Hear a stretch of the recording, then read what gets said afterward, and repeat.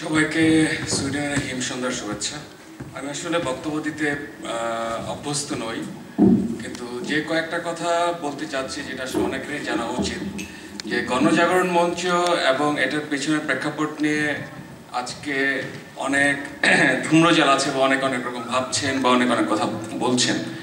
প্রথম কথাটা বলতে চাই যে আমাদের একটাই দাবি, যে ভুলটা আমরা করেছি আমাদের জন্মের সময়, আমাদের অপারেশনের সময় যে ভুলটা হয়ে গেছে, ডাক্তার যে ভুলটা করে ফেলেছেন, সে ভুলটাকে আমরা শোধরাতে চাই।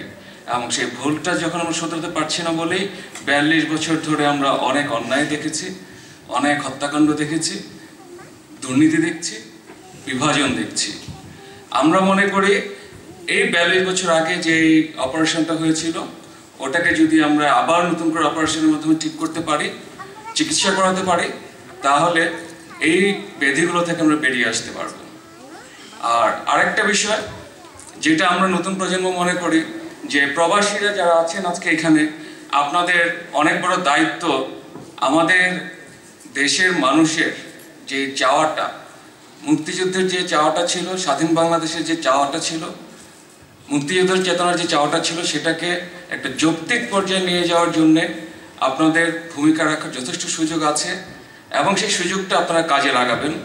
আপনারা আন্তর্জাতিক পর্যায়ে, যেটা 1971 সালে মুক্তিযুদ্ধের সময় বিভিন্নভাবে আন্তর্জাতিক অঙ্গনে মুক্তিযুদ্ধের সপক্ষে জনমত সৃষ্টি করার চেষ্টা করা হয়েছিল, সেটা আমাদের এখানে এই মুহূর্তে খুব কম দেখা যাচ্ছে, যেটা আমাদের আসলে করতে হবে, যেটা এখান থেকে প্রবাসীরা শুরু করতে পারেন আপনার।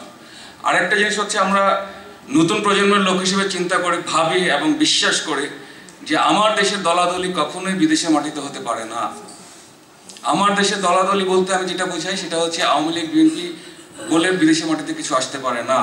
কারণ বিদেশের মাটিতে আমি বাংলাদেশি, আমি যখন বাংলাদেশি তখন আমি বাংলাদেশকে রিপ্রেজেন্ট করছি। আর যখন আমি বলছি আমি বাংলাদেশি কিন্তু আমি আওয়ামী লীগ, আমি বিএনপি, তখন আসলে আমি বাংলাদেশকে দুভাগ করছি। আমাদেরকে নতুনভাবে চিন্তা করতে হবে, আমাদেরকে বেরিয়ে আসতে হবে এবং এই রাজনীতি থাকবে, রাজনীতি চলবে, কিন্তু আমাদের যে চেতনা ছিল, মুক্তিযুদ্ধের যে চেতনা ছিল, একটা স্বাধীন বাংলাদেশ, মেহনতি মানুষের মুক্তি, মেহনতি মানুষের অবস্থার পরিবর্তন, সেটা ঘটেনি, সেটা ঘটাতে হবে। এবং যুদ্ধ অপরাধীদের বিচার ছাড়া ঘরে ফেরা যাবে না। এবং সেই জন্য আপনারা আপনাদের অবস্থান থেকে এই দেশের পার্লামেন্টে বলেন, ইউরোপিয়ান পার্লামেন্টে বলেন, আপনারা আপনাদের বক্তব্য তুলে ধরেন, আন্তর্জাতিকভাবে আপনাদের জনমত সৃষ্টির চেষ্টা করেন। সেটা একদিন করলাম, দুদিন করলাম, 3 দিন করলাম, সেভাবে না। এটা একটা চলমান প্রক্রিয়া, আমাদেরকে বিচার প্রক্রিয়াটা শেষ করতে হবে। এবং আমি যেটা বলবো, এখানে আওয়ামী লীগের যে নেতৃবৃন্দ আছেন, এটা আপনাদেরও দায়িত্ব। কারণ আওয়ামী লীগ 42 বছর ধরে বলেছে আমাদেরকে যুদ্ধাপরাধীদের বিচার করবে। সেই জন্য আমরা মনে করি আওয়ামী লীগকে সেই কাজটা সম্পূর্ণ করতেই হবে। এ দায়টা তাদের, যুদ্ধাপরাধীদের বিচার করতেই হবে এবং সেটা এবারেই করতে হবে। সেটা কোনোভাবে এটাকে আর লম্বা বা প্রলম্বিত করা যাবে না।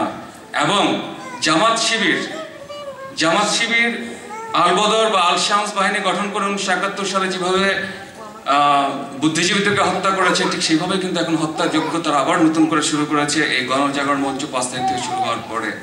আমাদের এক ব্লগারকে তারা হত্যা করেছে, রাজীবকে হত্যা করেছে, আরেকজনকে কুপিয়েছে, ব্যক্তিগতভাবে আমাকেও আক্রমণ করেছিল, সৌভাগ্যবশত আমি বেঁচে গেছি।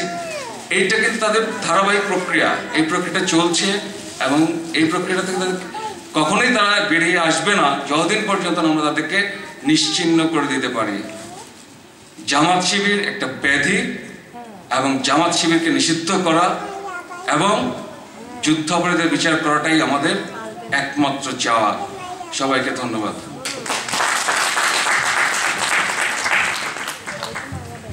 ধন্যবাদ আহমেদ নাদির।